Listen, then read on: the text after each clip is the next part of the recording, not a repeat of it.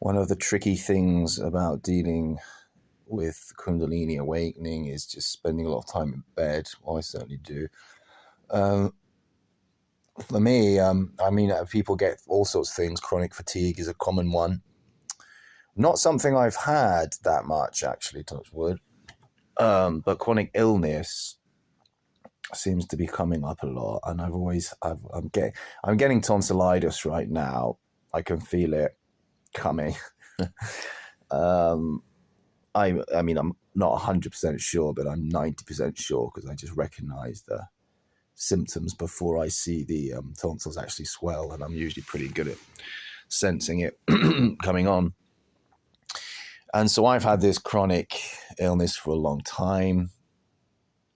The tonsils get swollen and pussy and difficulty swallowing, obviously fatigue and fever and not eating and sometimes being sick. And I'm out of action for usually, 10 days to 2 weeks on average. And obviously I'm losing money and I can't go to work. And it's tricky at the moment because this is happening a lot to the point where I'm thinking I should probably get them out. But something that happens with the Kundalini awakening is that you obviously sense the amount of healing that's happening. So my intuition until recently was always, well, it will get to the throat. It will eventually. It's so powerful, the way my hand has been going in my mouth, not recently, but a couple of years ago, to kind of move my teeth around. This level of healing is like, I've never seen anything like it. So of course I'm going to think, well, wait and see, wait and see. It might get to the throat and start healing whatever imbalance is causing the inflammation and the sickness. But when you're getting ill all the time, and now I swear it just feels like I just have tonsillitis. Oh, I have tonsillitis. I got tonsillitis, mate. I feel like I've got tonsillitis all the time, and it's just occasionally interrupted by antibiotics. And then I recover fairly quickly, and as quickly as I can, especially because I'm in the middle of doing a yoga course. I need to be fit, so I kind of am back on my feet fairly quickly. And then give it a month and a half. Oh, here come those symptoms again, and then off work. And I'm having to explain, and this is another tricky thing, I'm having to explain to my manager, bless her, what's going on, and they know about the Kundalini, which is great.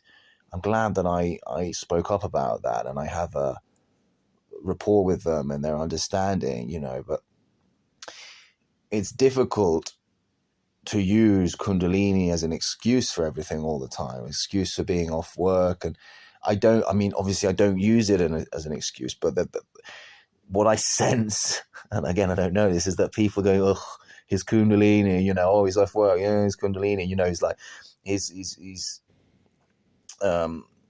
exiting friendship, he's the that thing of breaking up. Like I broke up with my best friend, but essentially I did. It felt like a breakup almost because we were so close.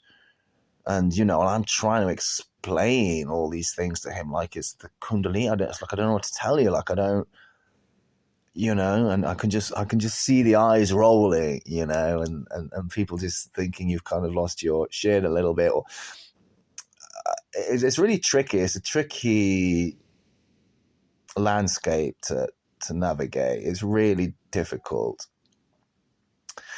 And again, with my best friend, it's the weirdest thing when you just start to be separated from friends. And that is the way it feels. It doesn't feel like I'm doing it.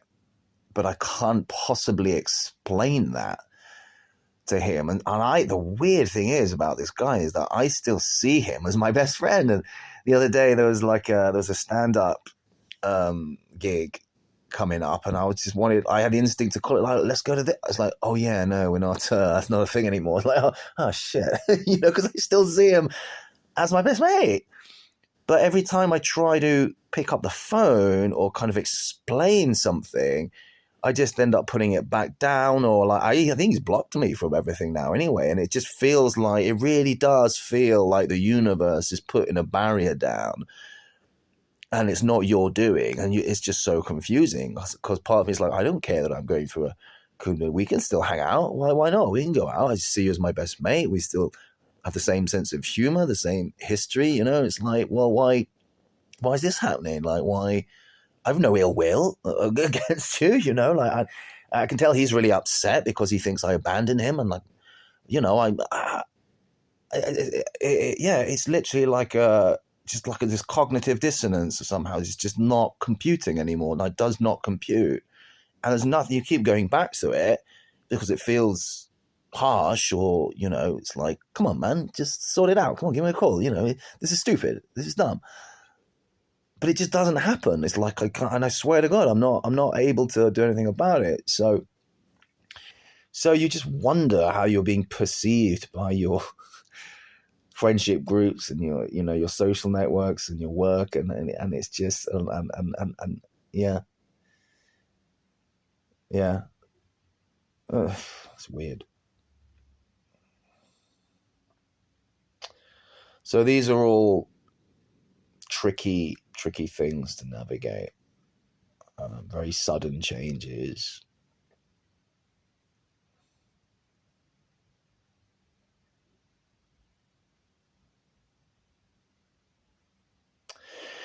I think we're just lucky now. Anyone who's going through this is just lucky now that there is just, I'm just grateful for the internet, basically, because pre-internet, or when the internet was first around, when you were just loading pages and it was like, if you were going through this, there's not much help out there for you. There's no Googling stuff back then. It was just like, you start talking about, snakes coming up the spine in the form of energy and chakras, and you're gonna get the weird looks. You're gonna like, oh, poor guy, he went crazy. He was a great guy, we loved him, and then he lost it. He did a lot of psychedelics. He's like, what a shame. Seems pretty normal on the outside. He looks good. He's chilled out, but he's obviously lost the plot. He was always a bit strange. He was a strange one. It's that kind of thing. Except now, you can Google it. And Googling Kundalini is not necessarily going to convince you that it's a real thing. However, I swear to God, we're going through a global shift because more and more people are talking about this. I mean, you can Google Kundalini now and get page upon page upon page of not only references to, the history of Kundalini and the first yogis that spoke about it, and the pictorial evidence of people, for example, with U's on their head in Egypt and India, and that stuff's all there, but also just people like myself popping up, on YouTube and going, hey, this was how my Kundalini awakening took place and how it feels and where I'm at, and it's kind of, it feels to me that it's being normalized more and more. And that makes me feel that we're going through a global shift. I mean, I have no doubt about it in my mind, that is what's happening. And I don't think it matters really now so much whether you're a meditator or whether you meditate 2 hours a day or whether you don't. I think this is just something that the planet's doing. That is just my opinion, of course. But in the same way that, a tree, I'm looking out at the tree now, a tree has fruit and the fruit's not ripe. And every now and then one of them ripens and it falls off the tree and everyone goes, whoa, that's awesome. How did you do that? How did you mature? And were you swinging left to right on the branch? How did you escape the matrix of the tree? But of course, it's just something that the tree's doing. It's not something that the fruit's doing. That's the way I think of it. And so when a fruit is ripe, it matures, and then when it's totally mature, it drops and it's good to go. So I think that's, the planet is fruiting fruity humans, and at some point there's a kind of maturation process that happens, and that's different for everyone. But it seems to me like an inescapable planetary, planets are aligning, end of the Kali Yuga. It's just something that's happening that's just not, it doesn't really matter, I don't think, anymore, whether or not you're a spiritual person or not, even. I think it's going to get to the point where people are going to be playing golf and just going to go, oh shit, feel really strange. Yeah, I'm not saying that every single person's going to go through this in our lifetimes. I mean, how could you?